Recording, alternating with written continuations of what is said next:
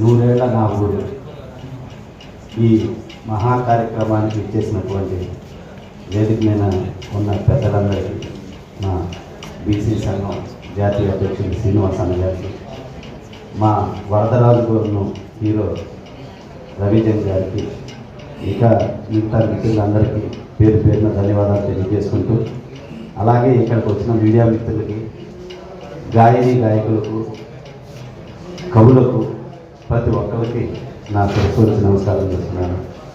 ముఖ్యంగా వరంగల్ శ్రీనివాస్ అన్న చేస్తున్న ఈ మహా కార్యక్రమం ఇది ఏ రచయిత చేయని సాహసం.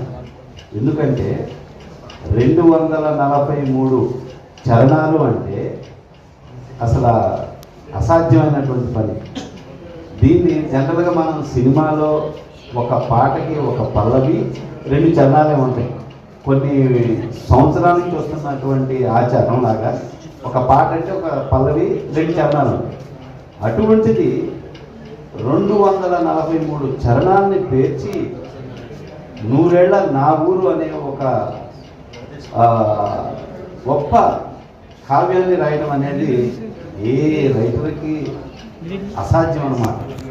అటువంటి ఒక మహా కార్యక్రమాన్ని చేతబట్టి దాంతోపాటు 2 తెలుగు రాష్ట్రాల్లో ప్రతి జిల్లా తిరుగుతూ ఈ రోజున ఉన్నటువంటి కొత్త వాళ్ళలో గాయని గాయకులు టాలెంట్ని ఎంకరేజ్ చేయాలని, అలాగా వాళ్ళందరినీ సినిమా పరిశ్రమకి పరిచయం చేయాలని, పరిచయం మాలాంటి దర్శకులకి మంచి మంచి సింగర్స్ గురించి చెబుతూ ఈ కార్యక్రమాన్ని పూర్తి చేస్తూ జిల్లా జిల్లా తిరుగుతూ ఇంత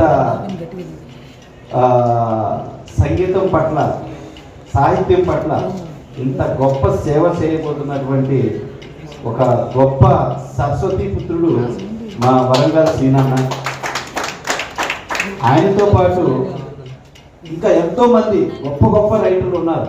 వాళ్ళందరి గురించి నాకు ఎప్పుడు చెప్తుంటాడు, అన్న ఇది ఈ పాట రాశాడు, ఇది వినన్నా, ఇది ఈ పాట రాశాడు, ఇది వినన్నా అని చెప్పేసి నాకు చెబుతూ ప్రతి సాంగ్ గురించి, ప్రతి కవి గురించి, ప్రతి జిల్లాలో బాగా పాడినటువంటి సింగర్స్ గురించి నాకు ఎప్పుడు చెప్తుంటాడు. సో ఇట్లా తను ఎదుగుతూనే కాకుండా తనతో పాటు ఎంతోమందిని ఎదిగే విధంగా చేయాలని, వాళ్ళకి అవకాశాలు కల్పించి మంచి భవిష్యత్తు ఇవ్వాలని కోరుకునే ఒక తెలంగాణ ఆణిముత్యం వరంగల్ శ్రీనివాస్ అన్న. అంతేకాకుండా తెలంగాణ అని అన్నా కానీ తెలుగు సాహిత్యానికే ఒక ఆణిముత్యం.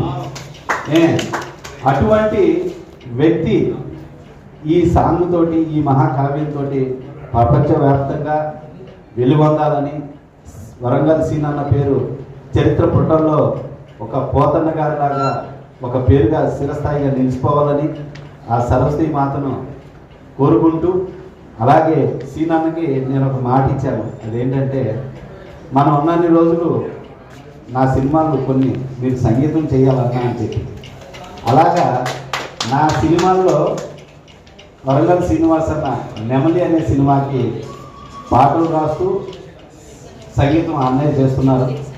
అలాగే తారకాసురుడు అనే సినిమాకి ఆయనే రాస్తూ ఆయనే మ్యూజిక్ చేస్తున్నారు. ఆ సాంగ్స్, ఆ సినిమాలు అన్నీ ఆల్రెడీ ప్రతి పాట సింగిల్ సిట్టింగ్లో అయిపోయినాయి అన్నమాట. Tune and lyric. అంత గొప్ప టాలెంట్ ఆయన్ని, గొప్ప గొప్పవాడు. ఈ పాట చెప్పు, ఈ మీనింగ్ చెప్పు అని చెప్పేసి ఆయన్ని ఎంకరేజ్ చేశారు. అసలు ఇంకా గొప్ప విషయం ఏంటంటే, ఇది అసలు నేను ఒక సబ్జెక్ట్ అనుకున్నాను అనమాట నెమలిలో. అంటే అది బయటికి చెప్పబడుతుంది, ఈ సందర్భంలో చెబుతున్నా.